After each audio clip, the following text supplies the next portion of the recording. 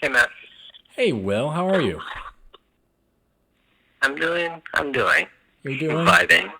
Yeah, thriving and surviving, as they say. yeah. Yeah, They do say that, whoever that person is. I think that person's me because I just came up with it. Congrats. Get it Yeah, copyrighted immediately. that's the trademark for the show now. Nice. Nice. So you're one of the few people who I put in a group of friends I still get to see and fortunately get to see weekly. But I have not been able to really ask you how have you been adjusting to this? Oh, that's such a great question. I don't know. Um, I feel like there are definitely a mixture of good days and bad days.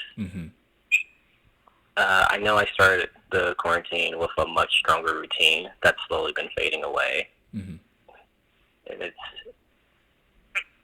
I have to constantly remind myself, like, just go day by day, do what you can do. Um, yeah, I skipped my first class of the semester during quarantine just because I needed to take care of myself. It's Yeah. been yeah, it's for I mean, we're both still students, but still it's been a weird adjustment of I'm kind of on my own at this point. Yes, I can email a teacher, I can have a Zoom meeting with them, but I think one of the biggest pleasures of being in classes, it's like it's a nice little system. I learn and then I remember. I learn, I remember. Where now I'm not learning anything at the moment. I'm learning of how to survive a pandemic and online classes. It's been a weird adjustment. Yeah, definitely. Doing online classes is a different skill set, especially as feeder folks. There's so much you can gain from the energy of the other people in classes. Honestly, I feel like I would do okay in online classes if that was the only focus I had. But I'm also working from home, and among the million other projects that I'm doing. So like having that all in one place has been a lot to manage. Yeah, you said you're working from home. Is this your teaching project? Um, not teach, not teaching. Okay. That one is strictly like a school. Like I will be sent to a school and like do a workshop or do classes and whatever. It's working my public health job. Oh, okay. Talk a little about that. About that. What do you do for your job? hmm Um, so I started as an intern at this place where they had me survey all the different parts of this organization. So I got to do some testing, research, supportive services, outreach and engagement, and I finally landed on communications for this job. I mostly get to take big, wordy research stuff and make it palatable for normal folk. That's awesome. And I did mention that you teach. What do you teach and for what grade? Yeah, I teach sex ed for anyone between fourth grade and 12th grade Nice. and above, I guess. But no college has hired me to do sex ed yet. Would you want to teach sex ed to college students? I feel like that could be really fun, and I really like the peer to peer model that the org I work for uses. Nice. And I'm curious because I don't know much about. You're not doing any teaching things wise right now, right? Right, Okay. right. I'm not teaching right now. Okay. I'm curious if you were teaching during this, how would you be feeling, or what are the goals would you want to accomplish during this? That would be really fun. Um, so I feel like teaching during a pandemic is such an interesting spot, and that not many people can hold well. I have one teacher who I think is doing an amazing job at holding space for students, and she's doing great because we have the option to learn from her, and we have like one assignment a week to do that is useful for us. It's self taping as like actors, um, but also is super considerate and doesn't want to overwhelm us with work. Yeah, for The, sure. yeah, the structure of having classes can help a lot of people. Mm-hmm. Other people might need a break, but other people need that structure and like something to do. Mm-hmm. So I would hope to be able to like hold space for my students and like communicate and like have fun while teaching sex ed. Yeah. And as a student, do you feel like your relationships with your teachers has been growing or maybe hasn't changed at all? I think growing is going to be true, whether it's for better or for worse. Mm-hmm. On one hand, there's a teacher that I'm not too fond of right now for how much work they're assigning, Mm-hmm. but I get it. We miss some time. There's a lot to do, and like everything's going to be harder to do individually than outside a group. Yeah. And the other teacher that I mentioned, who's holding space really well, I'm like, wow, I am reminded why you're my favorite teacher at this school. And that's, yeah, for sure.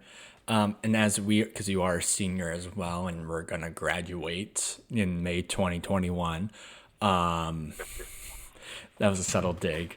What do you feel like, looking back at this final semester, this really odd final semester, what would you be able to take away from it? I feel like what can I take away from this semester? So personally, my junior year wasn't the best for me. I feel like I was in a lot of spaces that I shouldn't have been in, and a lot of my energy was being spent but not being used on me. Mm-hmm. And so the senior year, and especially this last semester, I've been super energetically loving everything that I'm doing, appreciating the final moments, knowing that it's senior year, and I didn't want to regret anything. I found out that Columbia was closing while I was on set for Columbia D2. Mm-hmm. And in that moment, like everyone there was like, okay, so we're going to do this, and it's going to be really fun. We're going to have fun, and don't know when we're ever going to see each other again. That's awesome. Yeah. Afterwards, I got to go to my favorite class, which still happened. Mm-hmm. So I'm happy with like where I left, like my last in-person college school experience. That's awesome. And that's going to probably be my biggest regret was that final day of being at Columbia. I went to my 1-8:30. We spent an hour and a half just talking about the pandemic and life. And then I was like, you know what? I don't want to go to my history class. I'm frightened at the world and I want to eat. Sorry, I mean that makes sense to me. I went to an acting class. A history class, I would definitely feel different about. So it's a small regret of many regrets that this semester, but I'm glad that you were able to have a positive experience. I love it when people have a positive experience during their senior year because I really think it holds something more. If I always like to look at the younger generation and see how they're doing because I think I said this multiple times on the show. This is probably their first time experiencing a pandemic or a major event in their lives. I mean, we were both very young. We're 9/11 happened. I can barely remember much of it. I mean, is this the closest you've been witnessing to an event like that? There's a lot of entry points into that question. Mm-hmm. One thought, because you mentioned 9/11, is like, how young are young people? This is our first pandemic Yeah. as well. Everyone's experiencing this at the same time. And it's like, it's a crisis, and like everyone is stressed. I'm also thinking about crises in other areas of life that aren't on a broad scale that many people experience every day, and how this is sort of like an equalizer. Even that's unfair to say because some people are definitely hit harder than this, Mm-hmm. harder than others Mm-hmm. during this time. I really feel for the young people who have gone through issue after issue. There has not been a single calm year in their lives yet. Mm-hmm. But I also think that the generation after us is full of really empathetic geniuses that are going to change the world. Oh, I agree. That was, yeah. What do you like about teaching? I know that's probably a broad question, and I apologize in advance. But knowing you for these many years and watching many forms of you, you were my assistant stage manager, you were my director first, I watched you as a performer. So I've watched you wear many hats, but I never watched you as a teacher. So what's been the greatest part about being a teacher? What did you see me act in? We talked about this. Come onto these yellow sands. Oh, yeah. I think we talk about this every week. See, I forget about this show. Uh-oh. But what do I like about teaching?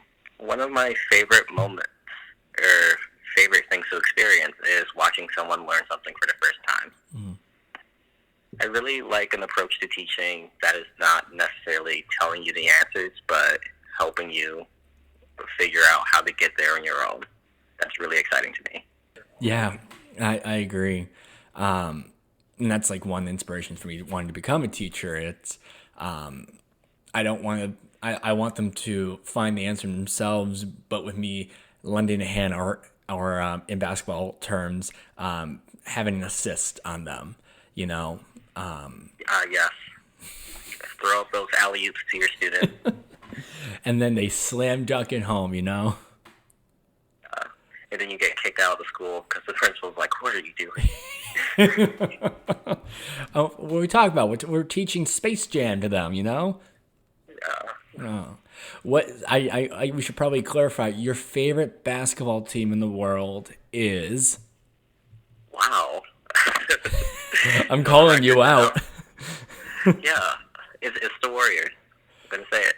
I mean, the Bulls are I'm in Chicago, born and raised. But I kind of implied I'm from Oakland, so. Have you been to Oakland? Yeah. Okay. I was gonna say if you've never been to Oakland, I'm like that shouldn't count.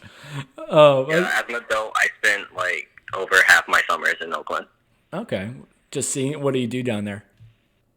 I participate in this art and social change group that does a lot of improv, dancing, singing, storytelling. And I get to see nature a lot, so it's really nice. Mm. Who doesn't love nature?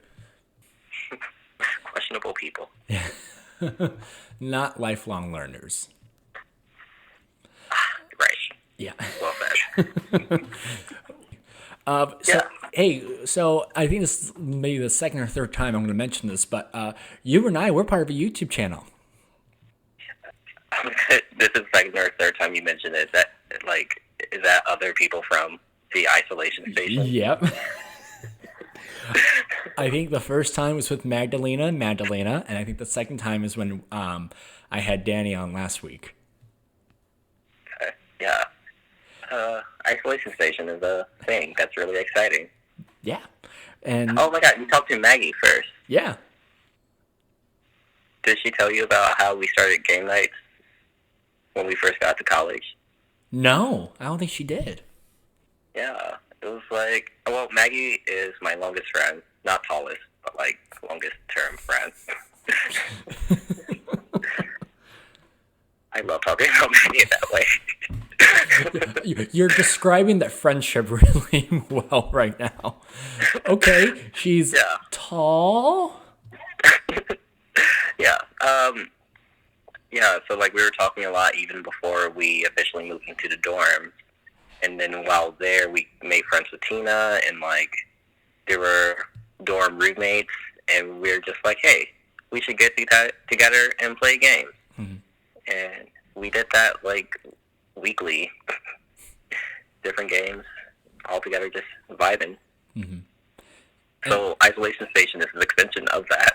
Yeah, and it's just so much fun. And we read plays, we do quizzes. The last time we recorded last night was just so fun of playing Jackbox games. I'm allowed to say that. That's what we do, right?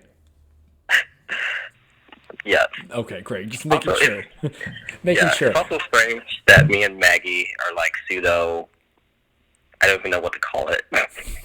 No, just let's say it. You guys are just pseudo. We're just pseudo. You know Pseudo Ludo, the Pokemon? That's Yeah. I think that's that's like the adult version of Squirtle. No. Oh, I'm sorry. It's like bonsai. It's a tree that fights. Rock has one. I haven't seen Pokemon in a long, long time. It's okay.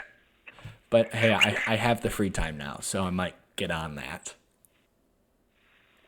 Granted, is my knowledge of Pokemon is very limited. It goes up into Gen, I'm going to say 3.5, Okay. because although I played 4, I can only retain the first 3. I don't know what you're talking about, but I'm sure. Of the video game. Oh, okay. I hope you. I was like, you know what? That sounded very interesting. I don't know what you're talking about, but I say that in the nicest way possible. I'm sure it's a lot of fun. Sure. Me and Ariel might have some battles on the channel. Ariel, your roommate, and who was also on the show last week.